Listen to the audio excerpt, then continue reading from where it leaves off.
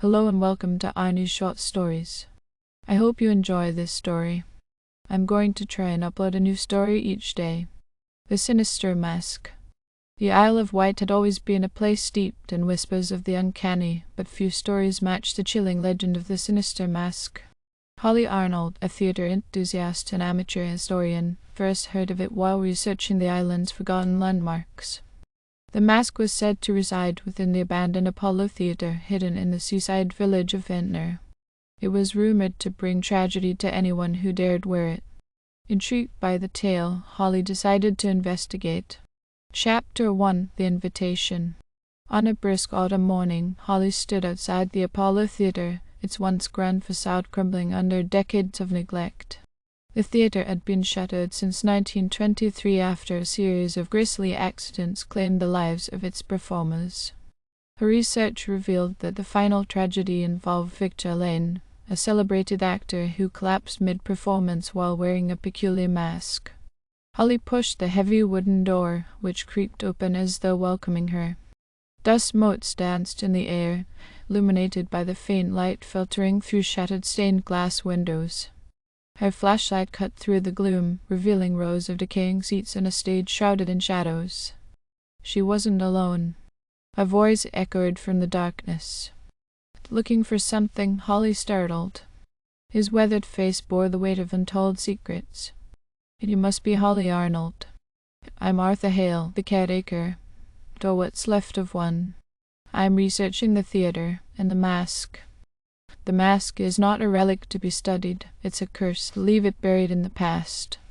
Chapter 2: The Mask. Undeterred, Holly ventured deeper into the theatre after Arthur left, guided by descriptions from old playbills. In the dressing room once occupied by Victor Lane, she found a trunk marked with the initials V.L.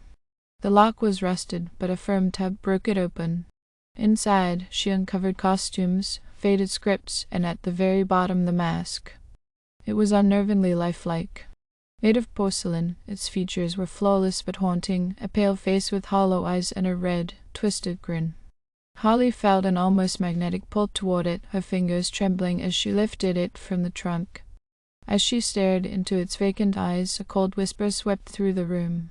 "It me." Holly shook her head. Yet she couldn't resist the urge to slip it on. The moment it touched her face, a searing pain shot through her skull, and the room spun violently. Her reflection in the cracked mirror revealed not her own face, but a grotesque distortion of it, the mask's grin now carved into her skin. Chapter 3: The Haunting Begins. That night, Holly dreamed of Victor Lane. He stood on the Apollo's stage, reciting lines in a language she couldn't understand. As his performance ended, the audience erupted into applause until their faces melted away, leaving nothing but skulls. Victor turned to her, his hollow eyes pleading. "Free me." Holly awoke drenched in sweat, the mask lying beside her bed. She had no memory of bringing it home.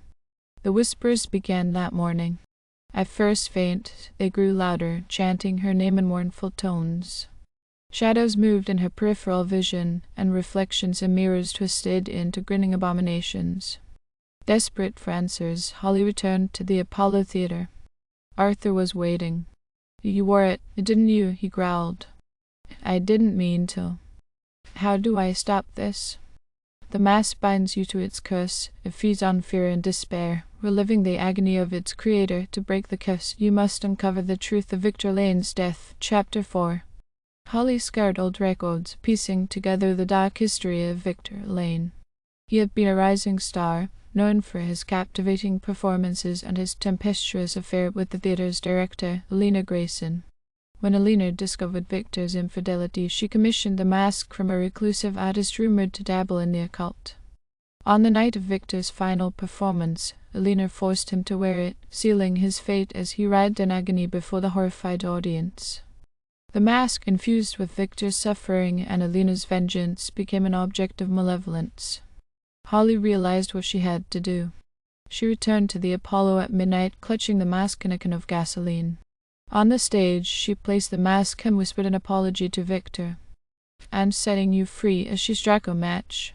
Spectral figures emerged, the ghostly audience filling the seats as Victor materialized on stage. His hollow eyes met hers, and he nodded solemnly. Flames engulfed the theatre, the mask's twisted grin melting away as Victor's anguished cry echoed through the night. Epilogue. When the fire brigade arrived, the Apollo was reduced to ashes. Holly was found unconscious but unharmed, clutching a porcelain shard. The mask was gone, and the whispers had ceased.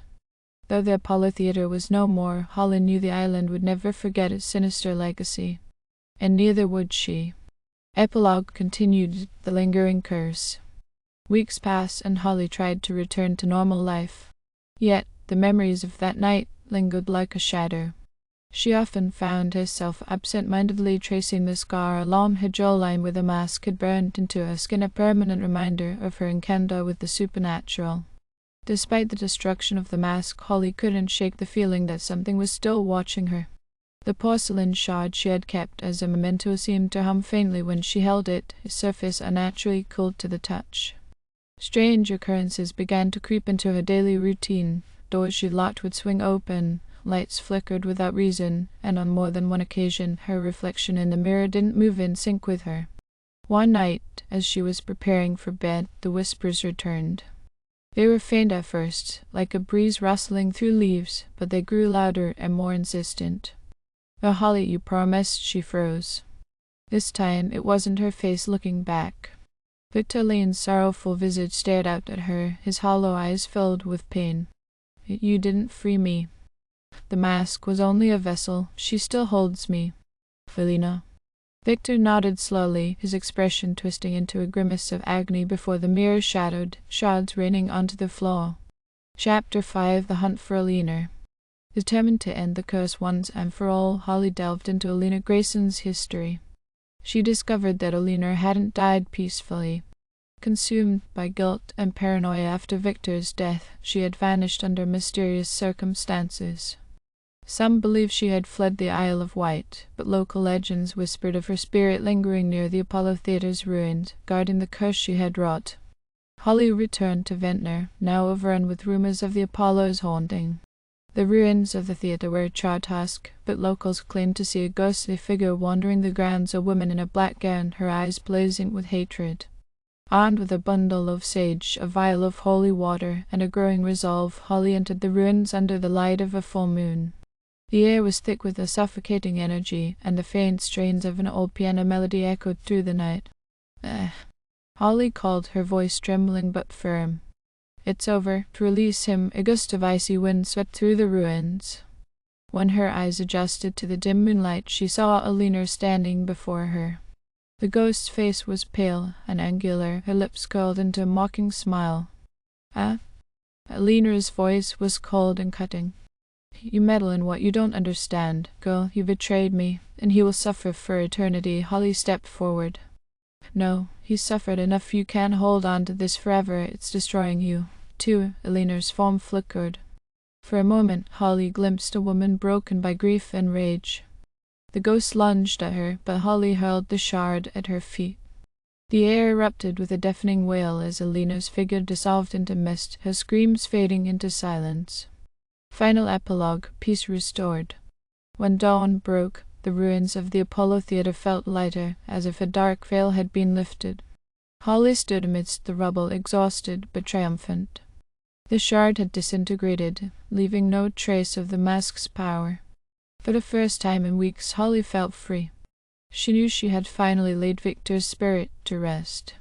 Though the whispers and visions had ceased, the experience had changed her. She vowed to share the story of the Apollo Theatre, not as a tale of terror, but as a warning of the dangers of unchecked rage and grief.